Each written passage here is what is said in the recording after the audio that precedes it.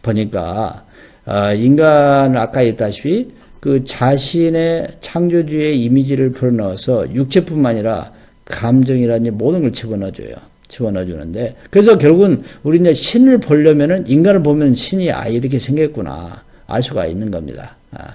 알 수가 있고, 왜냐면 그 신의 이미지를 잘 맞기 때문에 인간이. 다만 뭐냐면 이제 여러 가지 한계가 있죠. 왜냐면 인간 자체는 사실은 피조물이기 때문에 모든 것이 100% 신과는 똑같을 수가 없어요. 그 8, 90%는 닮았지만은 20, 30%는 닮지 않은 경우도 많이 있죠. 신의 영역까지 가지는 못하니까요.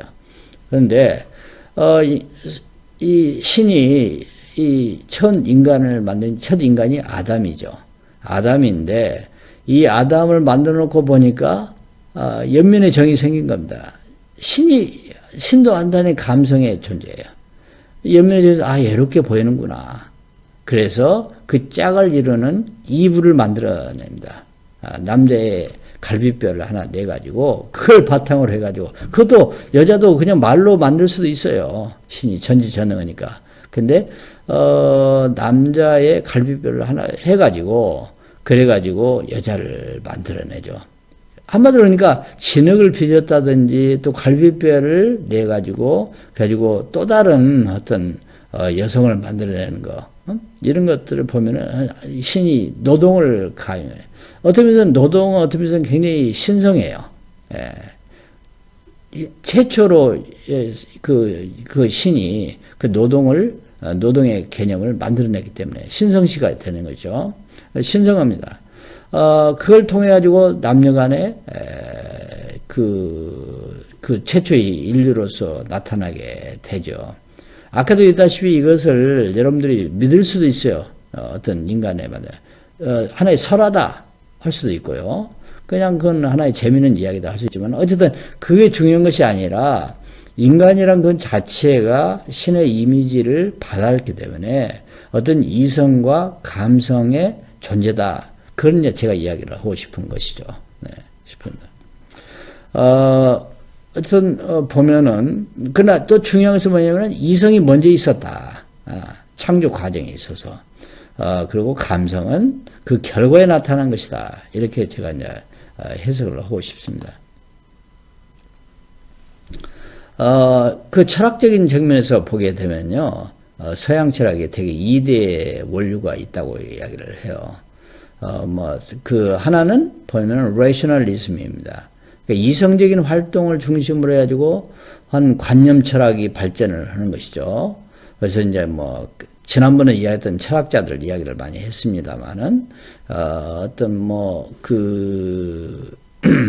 보면, 소크라테스부터 해가지고 플라톤이라든지 칸트라든지, 데카르트라든지, 이런 이제 이성을 중심으로 하는 것이죠.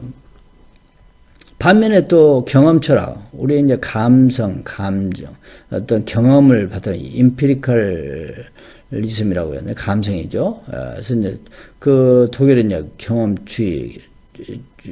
철학, 존 럭크라든지 이런 대표적인 학자들이 있었죠. 물론 이 사람들이 제가 볼 때는 딱 이렇게 칼로 무자르듯이 나는 이성주의 또는 관념주의야, 또 나는 경험주의 이렇게 보잖아요.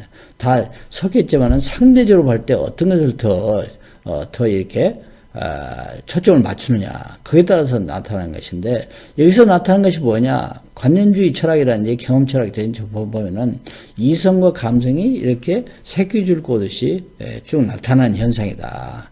그렇게 이제 볼 수가 있고요. 또 이제 동양 철학에서도 보면은 이기 이원론, 이기 이론론 있잖아요. 주자학이나 성리학에서도 이런 것들이, 이게 다 보면 뭐냐, 이기 보면까요.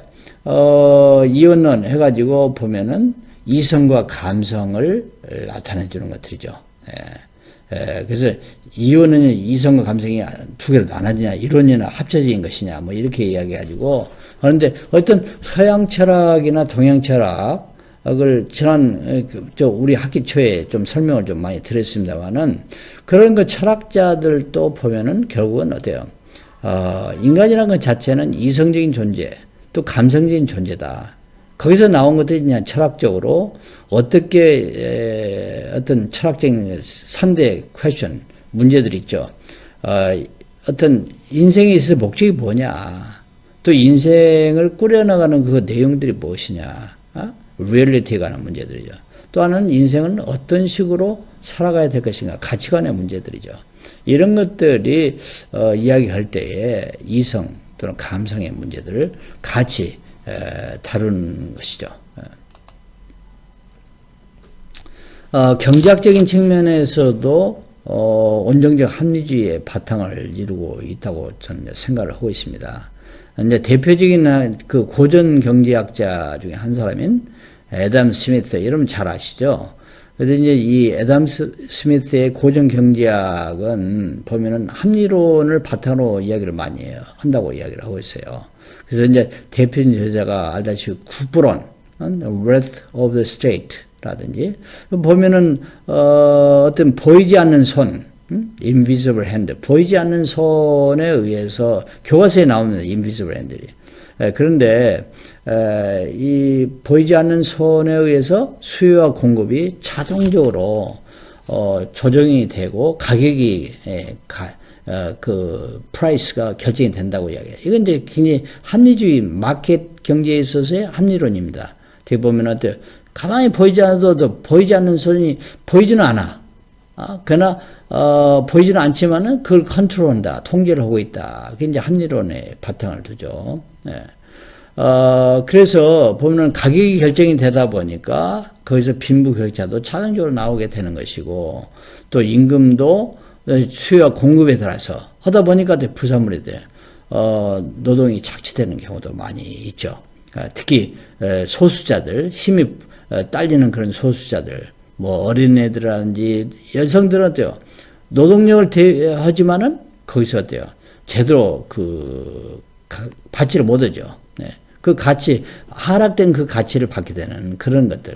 그래서 이제 공산주의가 지난번에 얘기했다시피 마르크스 레닌주의에 있어서 어떤 고정 경제학에 반발해가지고 나온 것이 공산주의 이론이죠. 네. 공산주의 이론입니다. 그래서 이제 칼 막시즘이 나오게 됐습니다만은 어쨌든 간에 wealth of the state에 나타나는 것들, 합리적인 것들, 그런 것들이 이제 추종을 이루게 되는데, 그 다음에 자유를 최대한으로 존중을 해줘요. 시장경제의 자유를 최종. 그러다 보니까 시장경제를 그대로 가만 놔두다 보니까 빈부격차가 나오게 될 수밖에 없죠. 그런데 그런 것을 신봉하는 아담 스미스조차도 어떤 책을 또 중요히 썼냐면은 The Theory of Moral Sentiments.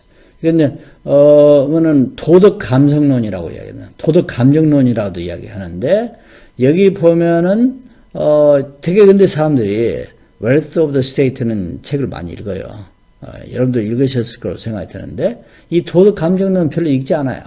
근데 저도 이제 한번 읽어보니까, 의외로 뜻밖에도 아담 스미스조차도 보니까 어떤 이 사회 자체에 있어서의 어떤 마이너리티, 소수자들에 대해서 도덕적으로 어떤 불쌍한 감정에 연민의 정을 가져야 된다고 이야기를 해요.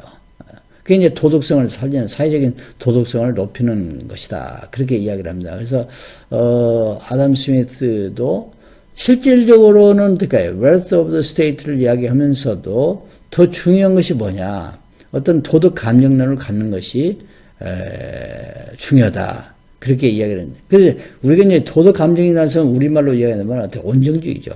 온정주의를 가져야 된다. 그래서 이 아담 스미스조차도 이성에 입각한 합리주의, 그 다음에 moral sentiment에 기반을 둔 온정주의를 같이 이야기를 하게 됩니다.